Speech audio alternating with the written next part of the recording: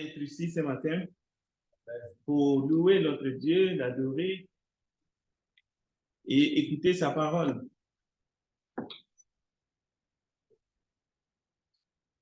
Avant même de commencer le message de ce matin, je vous invite déjà de chercher dans la Bible un autre texte que nous allons lire.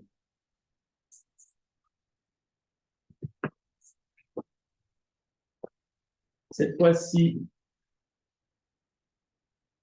nous lirons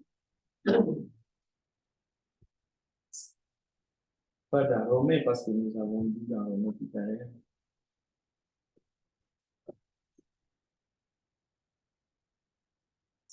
Nous allons lire dans le livre de Josué.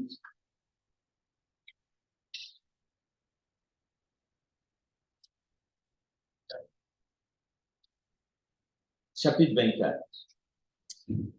Josué, chapitre 24. Suivez dans votre Bible.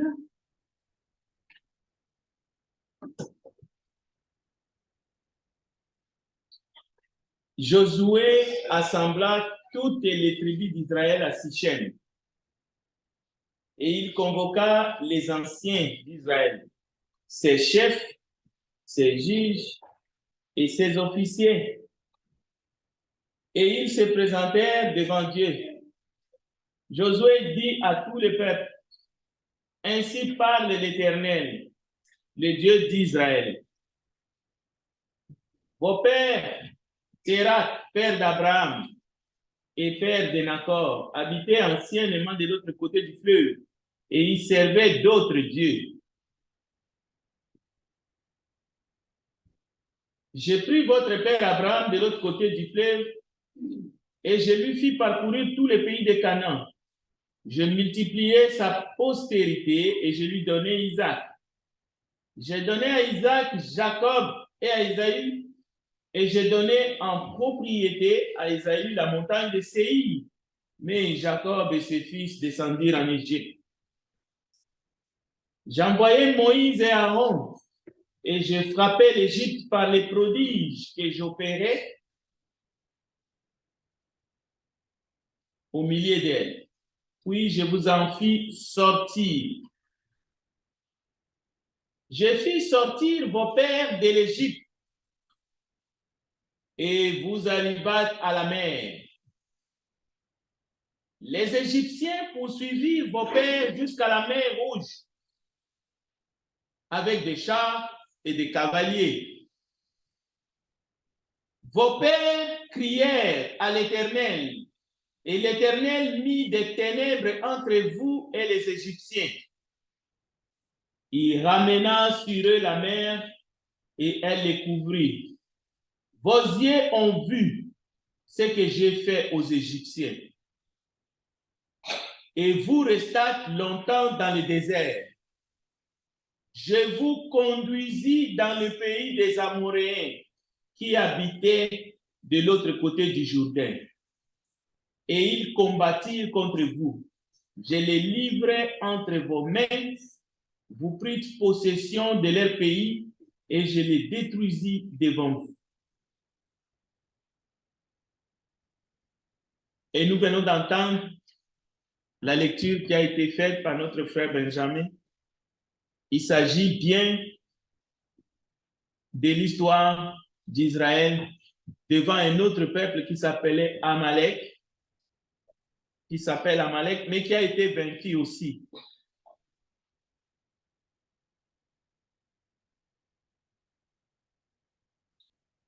Nous allons maintenant aller dans la prière, chers frères et sœurs, pour commencer le message de ce matin. Prions ensemble. Tendre Père, toi qui as créé toutes choses, dans les cieux et sur la terre, et dans ton dessein éternel, si nous pouvons nous approcher de ton trône de grâce, c'est parce que c'est lui que tu as choisi Jésus-Christ a versé son sang. Son sang a été répandu.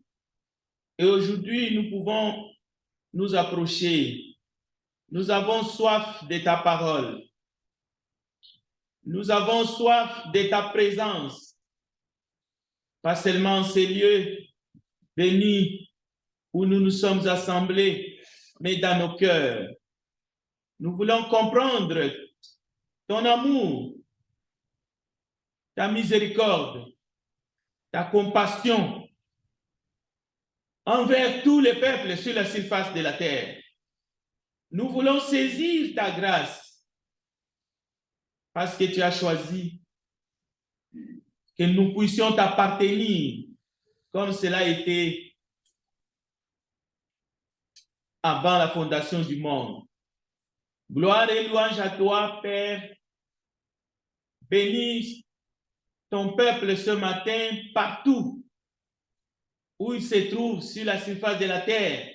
Remplis-nous par ta parole et par ton esprit. Nous te le demandons au nom de Jésus-Christ. Amen. Nous allons faire une différence en écoutant la parole de Dieu, que ce soit ce qui s'est passé avec Amalek ou ce que nous venons de lire. Josué rappelle l'histoire. Josué s'adresse au fils, mais Josué parle des pères. Josué parle au fils de leur père. Qu'est-ce qui s'est passé? Qu'est-ce que Dieu avait fait alors que le peuple devait sortir d'Égypte? Mais en même temps, nous devons comprendre que nous vivons dans un monde qui est devenu un piège. Pas à cause de ce que ce monde renferme, regorge. Non, le monde est devenu un piège pour l'être humain parce que dans ce monde, il y a ce que la parole appelle la convoitise de la chair.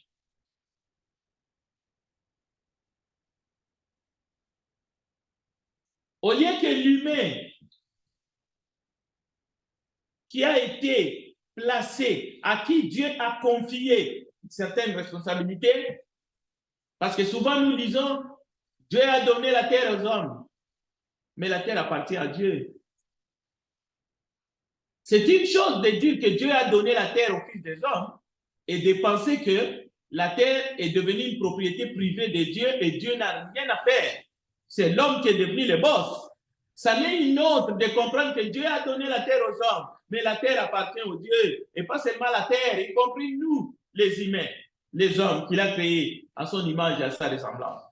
Donc tout est à sa place à ce moment-là. Cela veut dire que l'être humain coupé de Dieu ne peut comprendre même la raison même de son existence ici-bas. C'est pour cela que Dieu, grâce à son esprit et à sa parole, met les habitants de la terre, le prévient, le met en garde. Tout ce qui est dans le monde, la convoitise de la chair, la convoitise des yeux, l'orgueil de la vie ne vient point du Père, mais vient du monde. Et le monde passe, et sa convoitise aussi, mais celui qui fait la volonté de Dieu demeure éternellement. Oui, Dieu a créé l'homme à son image. Oui, les philosophes vont plus loin. L'âme, jusqu'à affirmer que l'âme est immortelle, ou l'esprit est incrévable. Un esprit ne peut pas mourir, ne peut pas disparaître dans ce sens-là. Mais la parole de Dieu nous dit que la volonté de Dieu, c'est lui qui fait la volonté de Dieu, c'est celui-là qui demeure éternellement. Alors, Nous pouvons nous targuer à vouloir faire des promesses de Dieu comme étant des promesses éternelles pour nous, en dépit de notre comportement, en dépit du fait que nous abandonnons Dieu. Oui, nous pouvons disserter là-dessus. Nous pouvons passer du temps à dire Dieu, le salut de Dieu est irrévocable, tout ce que nous voulons. Mais attention, Dieu dit, celui qui fait la volonté de Dieu demeure éternellement. Et Dieu va plus loin, il dit, l'âme qui pêche mourra. Donc, le monde et tout ce qui le caractérise est sous l'influence de Satan. La Bible nous fait savoir qu'il est le père des mensonges. Il gouverne le monde avec ses agents, mais l'arme principale, c'est le mensonge, contrefaçon. Et l'objectif principal, c'est d'empêcher l'homme d'adorer le vrai Dieu créateur. Il faut que l'homme adore les idoles. Il faut que l'homme adore la créature. L'homme se trouve qu'il est bien ici-bas et il n'a plus besoin de celui qui lui a tout donné au fait. Donc, c'est ça la confusion. Les diables sèment la confusion même au milieu du peuple de Dieu, même au milieu des enfants de Dieu. Mais il y a des stratégies pour cela. Il fait des stratégies. Et une des stratégies, c'est l'orgueil de la vie, la convoitise des yeux, la convoitise de la chair. Et cela a des conséquences terribles. Alors, les pères sont tombés dans ces pièges. Israël antique, les pères. Mais nous avons vu que Josué s'est adressé aux fils. Vous savez, jadis en Israël, il y avait cette proverbe, le père ont mangé des raisins et ce sont les dents des enfants qui étaient agacés. Donc, vous comprendrez que même si le Tout-Puissant va revenir pour dire, on ne dira plus cela en Israël, mais c'était comme ça. Et croyez-moi, il n'y a pas des enfants, que ce soit au temps d'Israël ou de nos jours, qui accepteraient de porter les conséquences des actions des pères.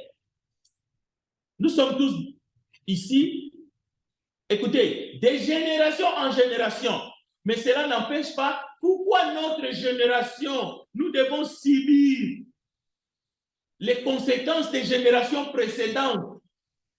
Eh bien, Dieu a réglé ces problèmes. Mais souvent, nous avons tendance, quand ça nous arrange, et même quand ça ne nous arrange pas, d'essayer d'amener tout dans la confusion au fait. On dirait que, au fait, ça plaît au diable. Et l'être humain est devenu maître, champion. On veut seulement faire la confusion pour faire la confusion, mais c'est dans le but de mentir, c'est dans le but de détruire, c'est dans le but d'anéantir toutes les générations au fait. Alors, il faut les manipuler, il faut les compter des mensonges éhontés. Écoutez, en Exode chapitre 1er, versets 1 à 5, notez bien les textes. Les fils d'Israël venus en Égypte, ils étaient au nombre de 70. À la tête des pelotons, de 70 personnes, il y avait Jacob. Mais ils avaient un de leurs qui était déjà en Égypte, qui s'appelait Joseph. Donc 70 personnes. Allez-y comprendre. Merci.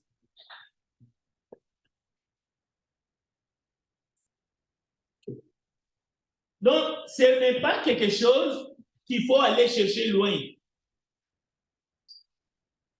C'est écrit. Maintenant, toujours dans Exode chapitre 12, Exode chapitre 12, ils sont arrivés comme ils sont arrivés, ils sont allés chercher du pain, du bleu, tout ce que vous voulez. Ils avaient un de leurs qui s'est retrouvé là-bas de la manière que Dieu avait peut-être voulu, mais quand même, l'humain s'est vautré dans la boue. Et il ne faut pas faire porter le chapeau à Dieu. Cela veut dire, ce n'est pas Dieu qui est entré dans le cœur de Ruben, dans le cœur de tous les frères de Joseph pour qu'ils fassent ce qu'ils ont fait à leur propre frère. Mais il y en a qui vont aller jusque-là. Les esprits libres.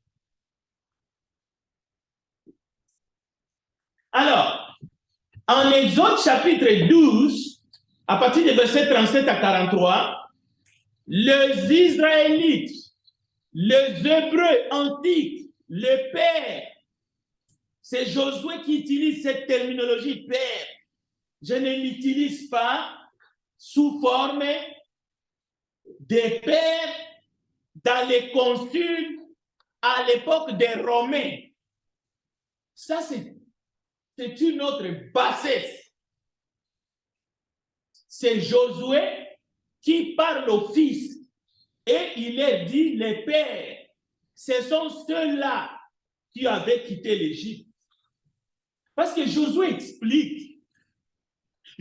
explique que Dieu a mis les ténèbres entre les Israélites et les Égyptiens, l'armée de Pharaon.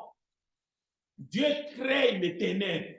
Il utilise les ténèbres comme un mur. C'est pour vous dire que lorsque Dieu est à la tête d'un peuple, ce n'est pas des petites histoires qu'il faut venir raconter sans preuve à l'appui. Il ne faut pas dire Dieu a choisi. Il faut que tu puisses voir le Dieu là en action. Alors, nous sommes en train de voir depuis ce matin Dieu en action. Dieu prend les devants. Dieu s'engage. Dieu combat. Cela veut dire, même n'importe quel peuple non croyant à l'époque savait qu'à la tête d'Israël antique, il y avait Dieu. Peu importe les contextes, ce n'est pas quelque chose qu'il fallait penser. Non, ils savaient. Dès qu'ils attendaient le bruit, ils partaient en courant.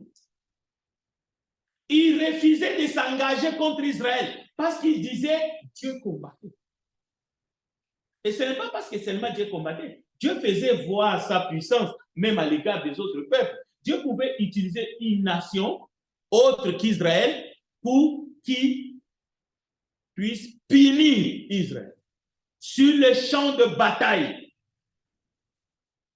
Alors Israël aussi pouvait perdre de bataille, de combat. Donc, lorsqu'ils vont quitter l'Égypte, le nombre de 600 000 hommes de guerre, dans d'autres versions, on parle même de fantassins. Cela veut dire, non, ils n'ont pas quitté au nombre de 600. D'ailleurs, le texte nous dit qu'ils étaient environ 600 000 hommes, mais des hommes qui étaient capables d'aller au combat. Des hommes. Cela veut dire qu'on n'a pas compté des jeunes qui ne pouvaient pas combattre. Et des enfants et des bébés. Non. On n'a pas compté non plus des femmes parce que les femmes n'allaient pas au combat. Dieu ne voulait pas. Ce n'est pas qu'ils en étaient incapables.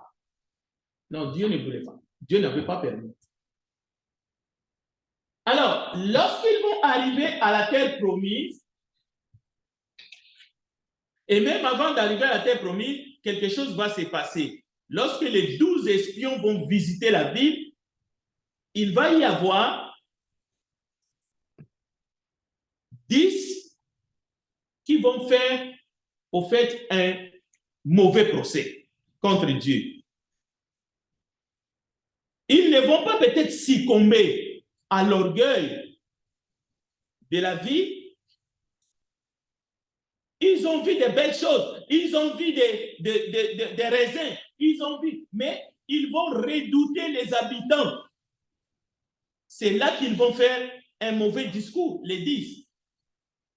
Mais Dieu va dire, ce n'est pas seulement les faits qu'ils ont fait le discours, mais tout le peuple, le Père, ils vont se désengager. Ils vont rejeter Dieu. Alors, c'est pour cela, dans les textes, vous allez voir que, en plus, Dieu va dire à Moïse, consacre-moi tout aîné, tout premier-né parmi les Israélites, tant des hommes que des animaux, il m'appartient. Maintenant, posez-vous la question. Est-ce que parmi les fils,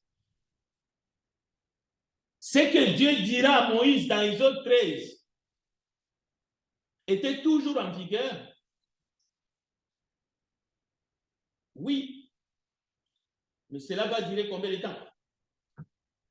L'Éternel dit à Moïse, consacre-moi tout aîné, tout premier-né parmi les Israélites, tant des hommes que des animaux, il m'appartient.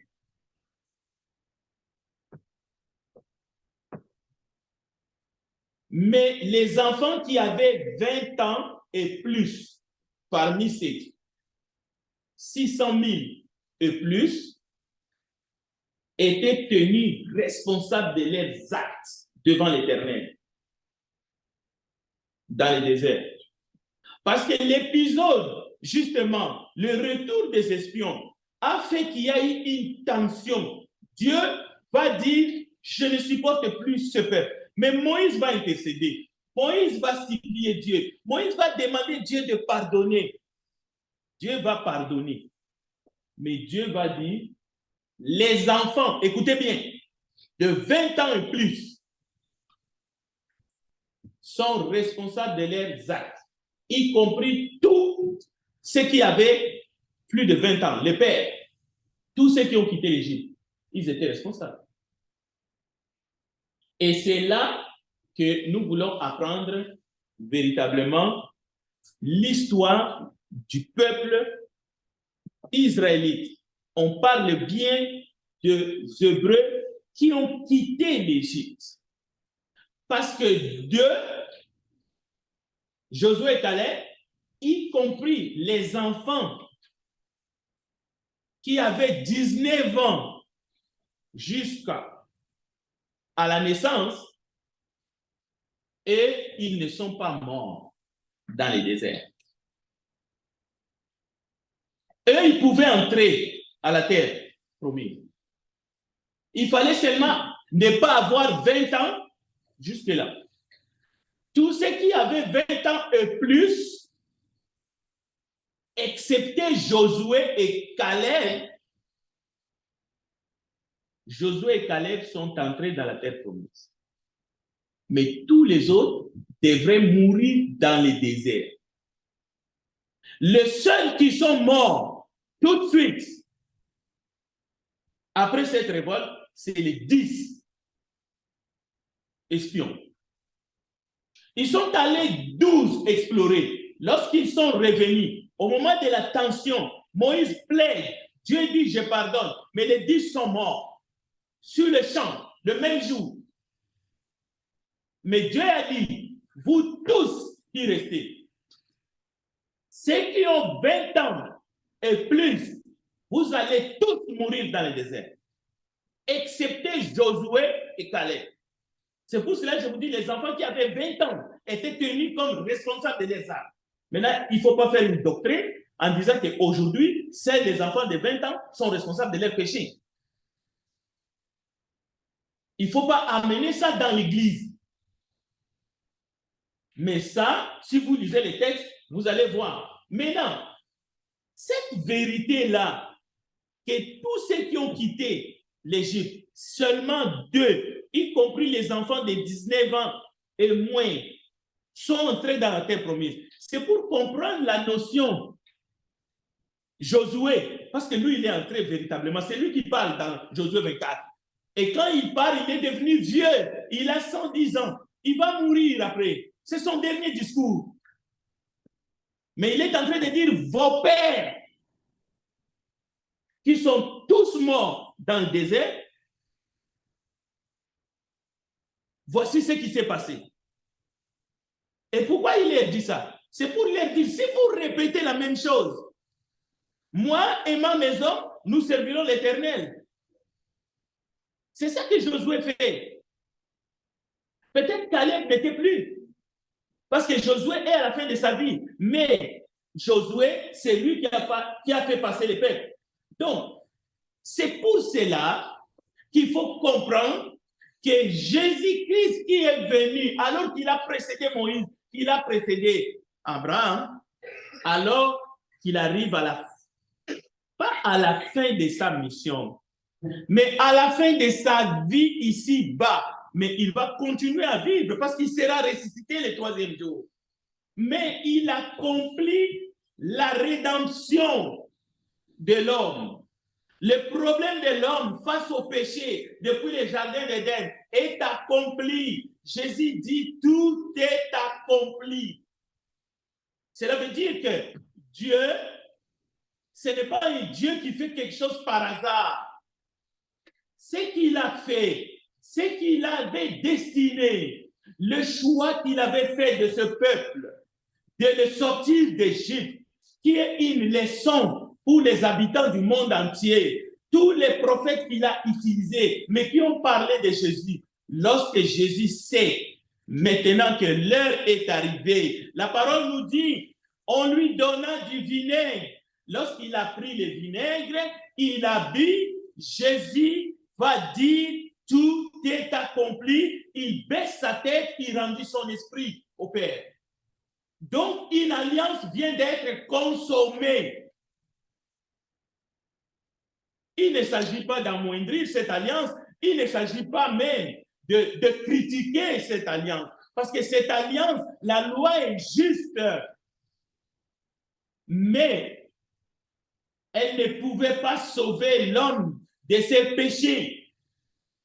Il fallait que Jésus arrive, qu'il inaugure une nouvelle voie, qu'il crée une nouvelle race qui ne sera plus séparatiste, donc qui ne sera plus une seule nation, mais qui va englober toutes les nations sur la surface de la terre.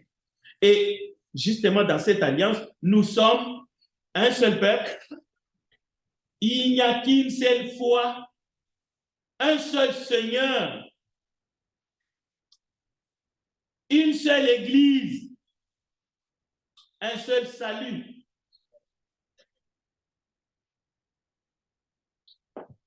Donc, la Bible, la parole de Dieu, ce n'est pas quelque chose que nous pouvons lire en découpant les morceaux. Non, il y a une histoire, mais pour tout le peuple.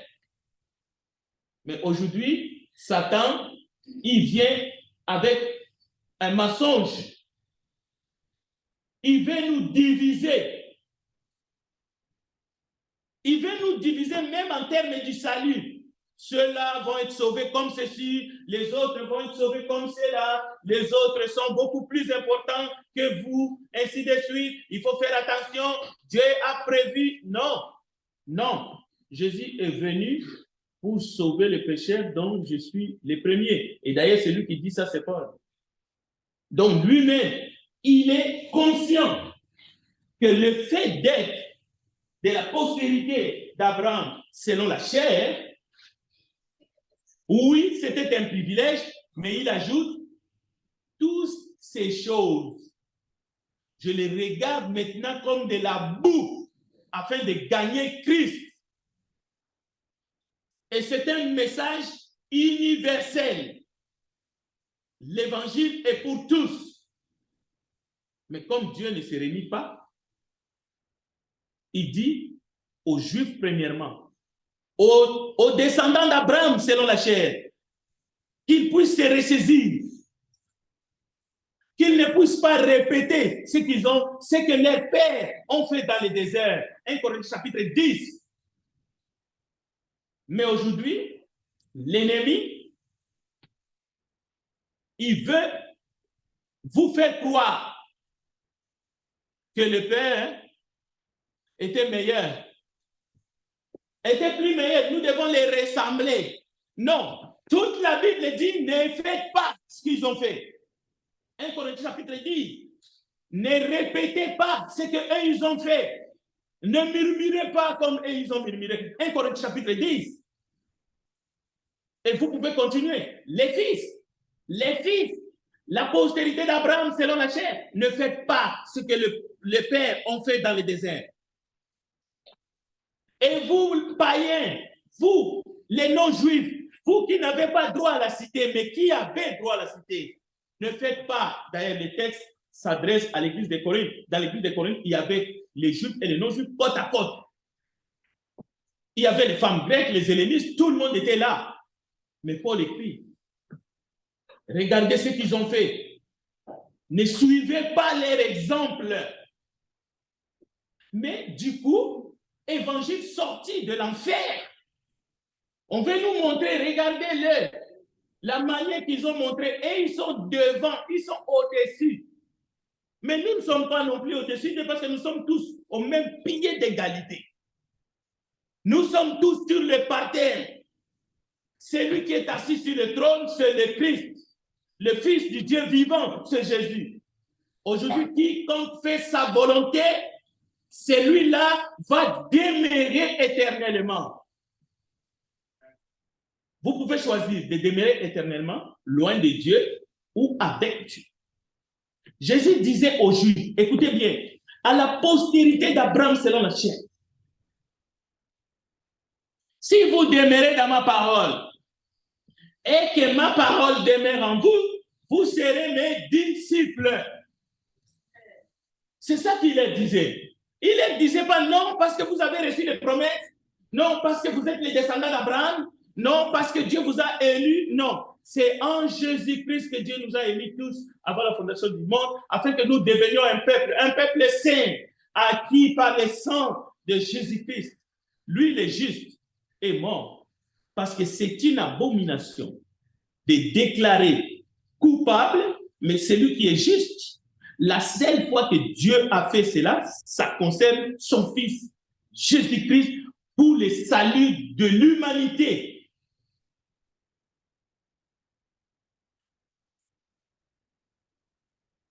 C'est pour montrer combien Dieu nous aime.